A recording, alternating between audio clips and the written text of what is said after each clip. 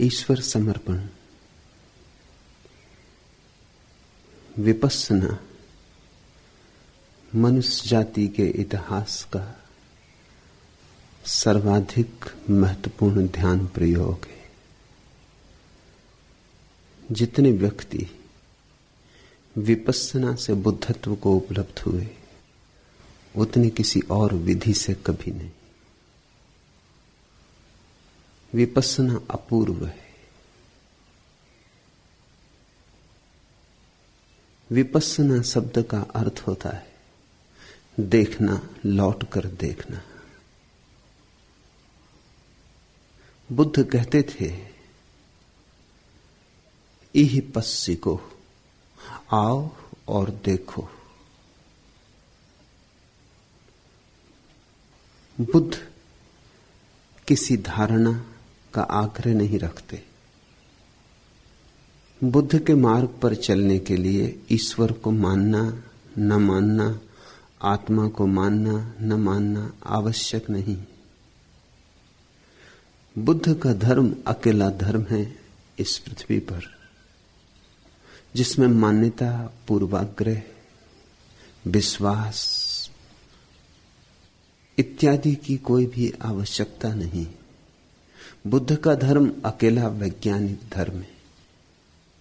बुद्ध कहते आओ और देख लो, मानने की जरूरत नहीं। देखो फिर मान लेना। और जिसने देख लिया उसे थोड़ी मानना पड़ता है, मान ही लेना पड़ता है। और बुद्ध के देखने की जो प्रक्रिया थी, दिखाने की जो प्रक्रिया थी, उसका नाम है विपश्यना। विपश्यना बड़ा सीधा सरल प्रयोग है। अपनी आती जाती श्वास के प्रति साक्षी भाव। श्वास जीवन है। श्वास से ही तुम्हारी आत्मा और तुम्हारी देह जुड़ी है। श्वास सेतु है। इस पार देह है, उस पार चैतन्य है। मध्य में श्वास है। यदि तुम श्वास को ठीक से देखते रहो तो अनिवार्य रूपेण, अपरिहार्य रूप से शरीर से तुम भिन्न अपने को जानोगे। श्वास को देखने के लिए जरूरी हो जाएगा कि तुम अपनी आत्म चेतना में स्थिर हो जाओ। बुद्ध कहते नहीं कि आत्मा को मानो, लेकिन श्वास को देखने का और कोई उपाय ही नहीं। जो श्वास को देखेगा वह श्वास से भिन्न हो गया, और जो श्वास से भिन्न हो गया वह शरीर से तो भिन्न हो ही गया, क्योंकि शरीर सबसे दूर है, उसके बाद श्वास है, उसके बाद तुम हो। अगर तुमने श्वास को देखा तो श्वास के देखने में शरीर से तो तुम अनिवार्य रूपेण छूट गए। शरीर से छूटो, श्वास से छूटो तो शाश्वत का दर्शन होता है। उस दर्शन में ही उड़ान है, ऊंचाई है, उसकी ही ऊंचाई है, उसकी ही गहराई है। बाकी न तो कोई ऊंचाइयां हैं जगत में, न कोई गहराइयां हैं जगत में। बाकी तो व्यर्थ की आपाधापी है। फिर श्वास अनेक अर्थों में महत्वपूर्ण है। यह तो तुमने देखा होगा, क्रोध में श्वास एक ढंग से चलती, करुणा में दूसरे ढंग से, दौड़ते हो एक ढंग से चलती, आहिस्ता चलते हो दूसरे ढंग से चलती। चित्त ज्वरग्रस्त होता है, एक ढंग से चलती। तनाव से भरा होता है, एक ढंग से चलती। और चित्त शांत होता है, मौन होता है, तो दूसरे ढंग से चलती। श्वास भावों से जुड़ी है। भाव को बदलो, श्वास बदल जाती है। श्वास को बदल लो, भाव बदल जाते। जरा कोशिश करना, क्रोध आए मगर श्वास को डोलने मत देना। श्वास को स्थिर रखना, शांत रखना। श्वास का संगीत अखंड रखना। श्वास का छंद ना टूटे, फिर तुम क्रोध ना कर पाओगे, तुम बड़ी मुश्किल में पड़ जाओगे। करना भी चाहोगे तो क्रोध ना कर पाओगे, क्रोध उठेगा भी तो भी गिर जाएगा। क्रोध के होने के लिए जरूरी है कि श्वास आंदोलित हो जाए। श्वास आंदोलित हो तो भीतर का केंद्र डगमगाता है, नहीं तो क्रोध देह पर ही रहेगा। देह पर आए क्रोध का कुछ अर्थ नहीं है जब तक चेतना उससे आंदोलित ना हो। चेतना आंदोलित हो तो जुड़ गए। फिर इससे उल्टा भी सच है। भावों को बदलो, श्वास बदल जाती। तुम कभी बैठे हो सुबह उगते सूरज को देखते नदी तट पर, भाव शांत है, कोई तरंगे नहीं चित्त में। उगते सूरज के साथ तुम लवलीन हो। लौटकर देखना श्वास का क्या हुआ। श्वास बड़ी शांत हो गई।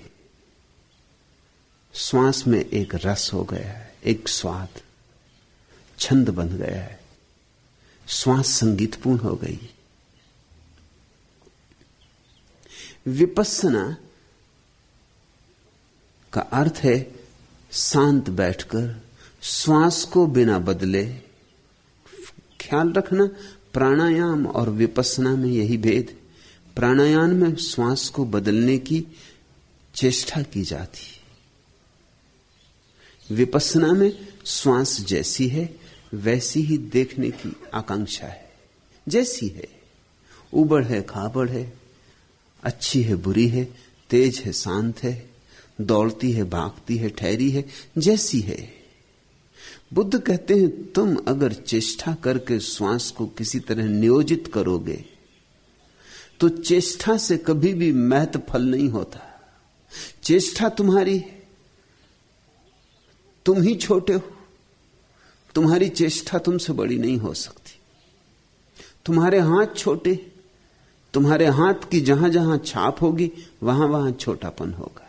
इसलिए बुद्ध ने यह नहीं कहा है कि श्वास को तुम बदलो। बुद्ध ने प्राणायाम का समर्थन नहीं किया है। बुद्ध ने तो कहा तुम तो बैठ जाओ, श्वास तो चली रही है जैसी चल रही है, बस बैठकर देखते रहो। जैसे राह के किनारे बैठकर कोई राह चलते यात्रियों को देखे, कि नदी तट पर बैठकर नदी की बहती धार को देखे। तुम क्या करोगे? आई बड़ी एक तरंग तो देखोगे और नहीं आई तरंग तो देखोगे। राह पर निकली कारें बसें तो देखोगे, नहीं निकली तो देखोगे, गाय भैंस निकली तो देखोगे। जो भी है जैसा है उसको वैसा ही देखते रहो। जरा भी उसे बदलने की आकांक्षा आरोपित ना करो। बस शांत बैठकर श्वास को देखते रहो। देखते देखते ही श्वास और शांत हो जाती, क्योंकि देखने में ही शांति है। और निर्चुनाव, बिना चुने देखने में बड़ी शांति है। अपने करने का कोई प्रश्न ही ना रहा। जैसा है ठीक है, जैसा है शुभ है।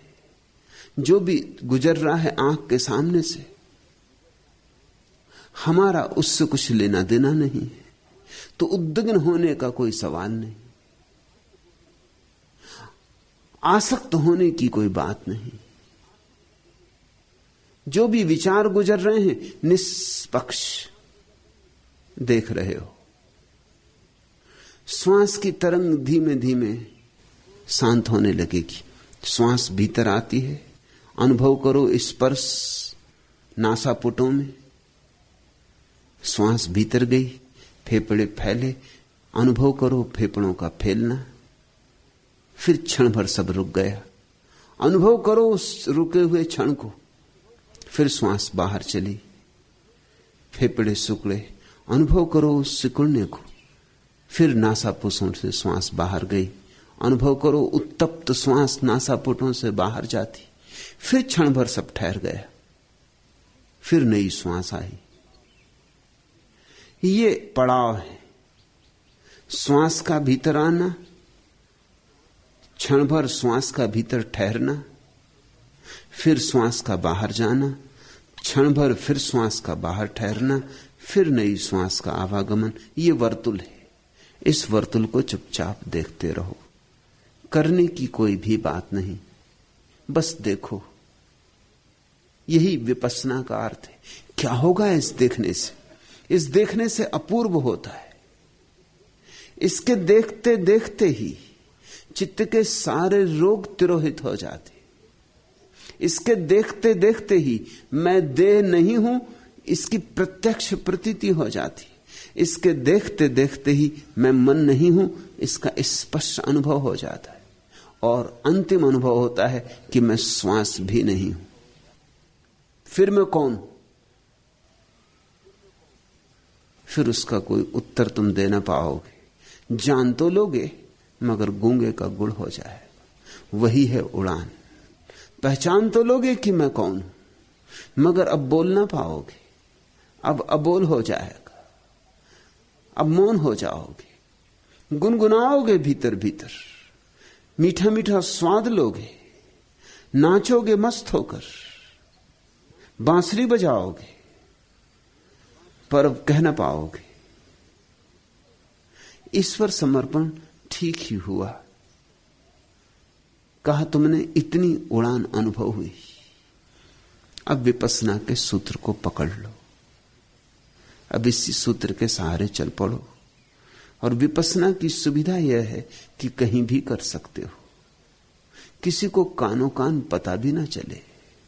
बस में बैठे, ट्रेन में सफर करते, कार में यात्रा करते, राह के किनारे, दुकान पर, बाजार में, घर में, बिस्तर पर लेटे, किसी को पता भी ना चले।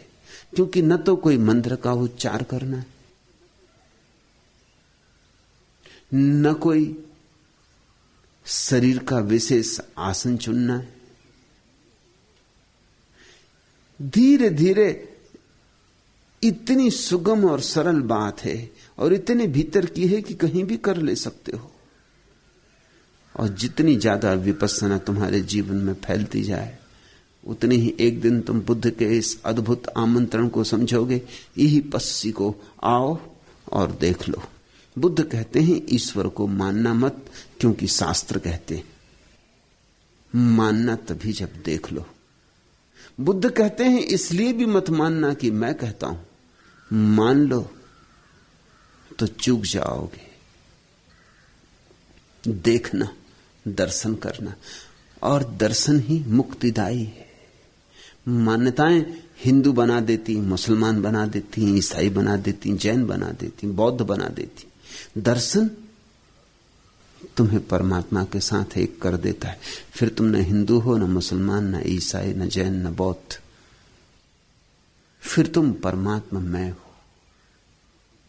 और वही अनुभव पाना है।